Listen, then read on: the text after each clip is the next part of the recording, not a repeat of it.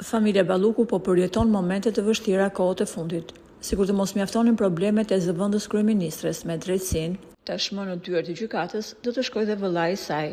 Por nëse Belindën e ka çuar në zyrat e drejtësisë, fitimi i parave, të vëllain do ta çojë pikërisht bashkëshortja e tij, Neda Balluku.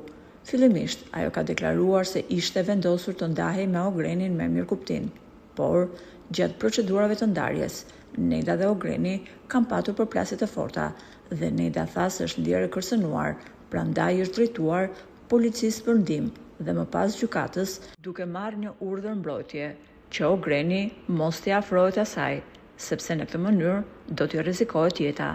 Burime pranë çiftit kanë bërë me dije se molla e sherrit për debatin e shkaktuar ka qenë ndarja e pasurisë, për të cilën duket se çifti nuk kanë rënë dakord.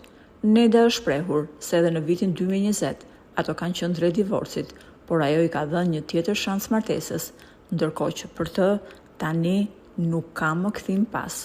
Nga ana saj, Belinda është shprehur se ka të vështirë që të besojë se vëllai i saj mund të ketë bërë ndonjë veprim të pamenduar që ta ketë bërë Nedën të ndihet e kërcënuar, pasi ai si tip është i shtruar dhe i qetë.